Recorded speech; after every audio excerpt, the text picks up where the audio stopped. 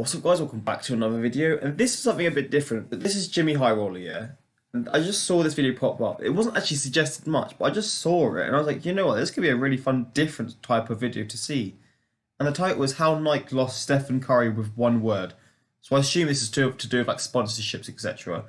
And who is he with? Is he like Under Armour, I think now? And I just sort of thought like someone like Steph Curry should be with one of the big brands. I say Under Armour, they are a huge, huge brand, but then I'm still talking about people like Nike and Adidas, etc. Like I thought it'd be with one of them too. But from this video, I see that he was with them, but clearly Nike did something that caused them to stop basically being a brand together, basically. And yeah, I don't know, it's something a bit different. Hopefully you guys enjoy this reaction. But yeah, I'm completely intrigued about this. But yeah, let's just get into it and see what happens. He had a shoe deal with Nike, but then something happened and now he doesn't. Let's just say if you're gonna sign an athlete to a multi-million-dollar deal, you might want to know how to pronounce his name. Oh no.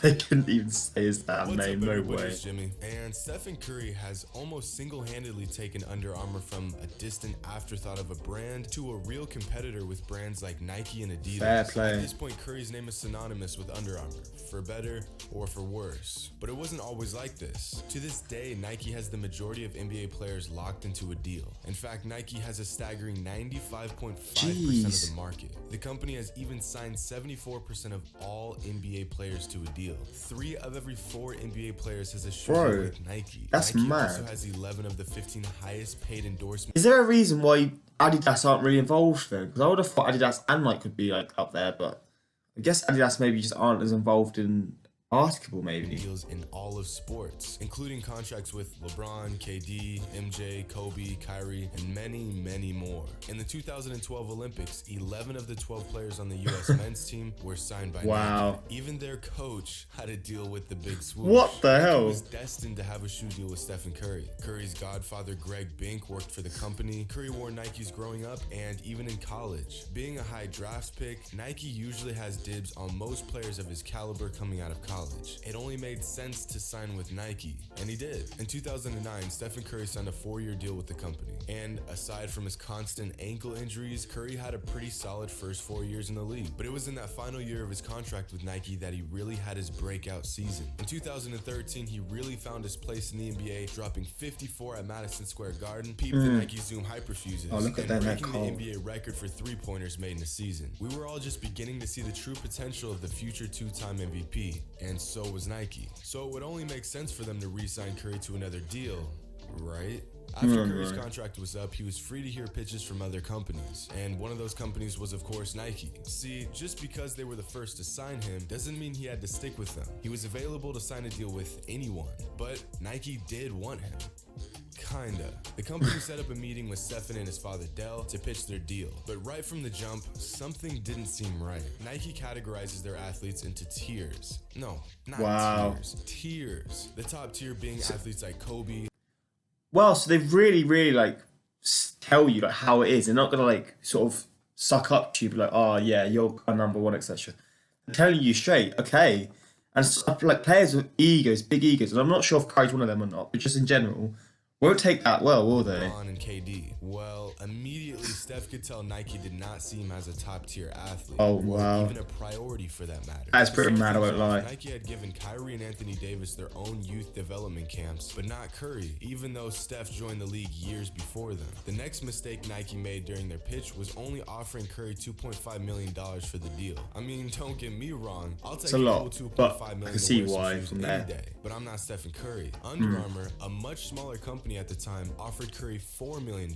Oh, wow. But it gets worse. During Nike's pitch to the Curry family, they used a slideshow, and one of those slides had Kevin Durant's name on it. Nike used the same exact slideshow during Durant's pitch and forgot to change the names. You can't make this stuff up. That is mental. I messed up slideshows here and there in high school, you know, forgot to change a picture or two, but homie, Really?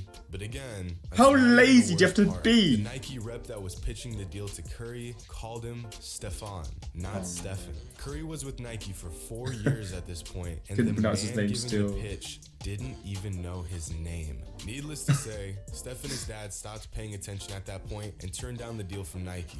Under Fair Armour play. swooped in and signed Steph to a deal and pronounced his name correctly in the process. But the deal with Under Armour goes beyond the money. Steph felt like he was important with Under Armour, like he was a priority and not just another athlete. Fair And he was play. right, because Under Armour has allowed Steph to do things that no other company would, like putting his favorite Bible verse on his shoe. He was also given partial ownership of the company, something no Oi. other major company has offered to any athlete ever. That is And nuts. It paid off.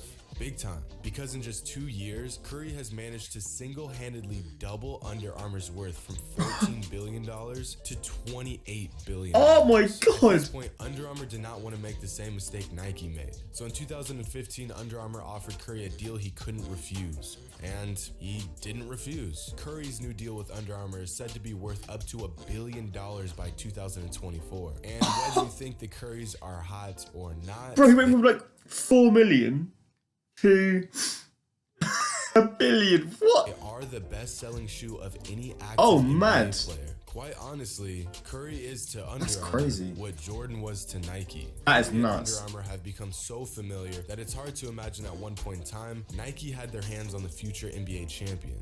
But yeah, they messed that one up in a hurry. I guess that's what happens when That's you mental. don't even know your own athlete's name. With some of the great young players coming up in today's league, let's hope these companies learn from this catastrophic mistake. From a $2.5 million deal to increasing a company's value by $14 billion.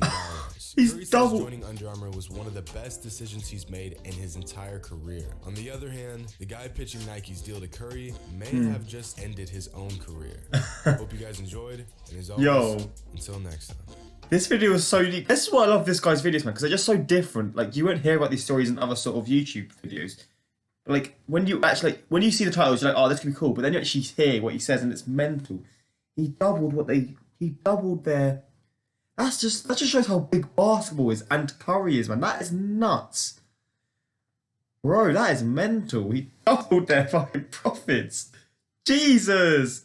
But yo, I hope you guys enjoyed this. If there's any more stories like this that are a bit more unique, not focused on the actual sport, but just focused on like just weird stories like this, please let me know, man, because I enjoy every single thing I see to do with this sport, man. And yeah, unique things like this are just an interest to me. But yeah, hopefully you guys enjoyed. And yeah, until next time, like, subscribe, and peace.